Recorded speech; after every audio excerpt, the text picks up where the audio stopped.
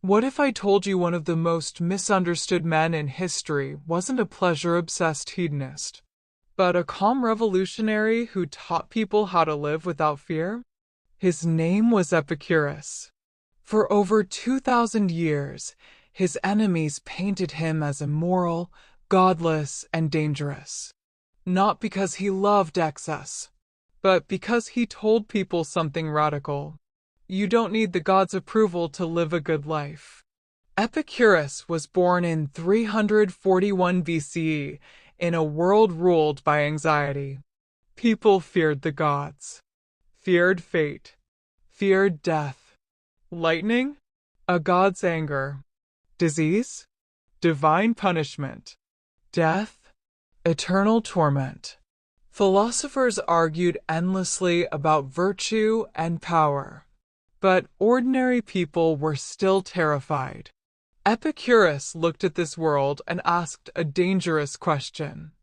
What if most human suffering comes from false beliefs? In Athens, Epicurus founded a school, but not in a grand hall. He called it the garden. No politics, no status, no obsession with wealth. Women were welcome. Slaves were welcome.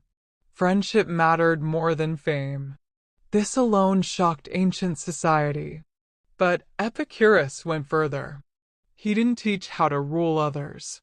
He taught how to rule your fear. Here's where history lied to you. Epicurus did not teach wild pleasure, excess, or indulgence. His definition of pleasure was simple: freedom from pain in the body and freedom from fear in the mind. Bread and water, he said, could be as satisfying as a feast, if you learned contentment.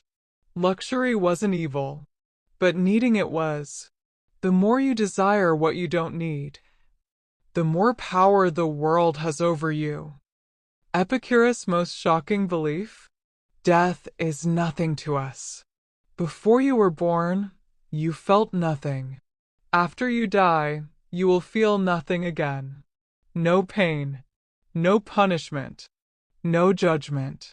Fear of death, he said, ruins life more than death itself. This idea terrified priests, rulers, and moral authorities, because fear is easy to control. A fearless person is hard to rule.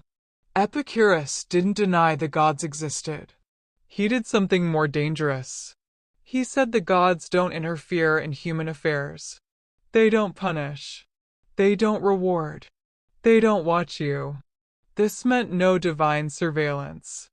No cosmic scorekeeping. Just you. Your choices. And your peace of mind. Epicurus threatened everything built on fear. Fear of death. Fear of gods. Fear of poverty. Fear of social judgment. So his enemies attacked his reputation instead. They called him immoral. They twisted pleasure into decadence. They tried to erase him. But ideas like his don't die easily. In a world of endless comparison, anxiety, and pressure, Epicurus still whispers the same truth. You don't need more. You need less fear. A calm life. True friendships. Simple needs. Not chasing happiness, but removing what steals your peace. Epicurus didn't promise heaven. He promised something rarer.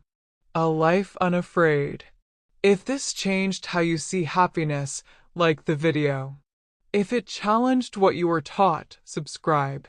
And if you want more stories history tried to bury, welcome to Legacy Lens.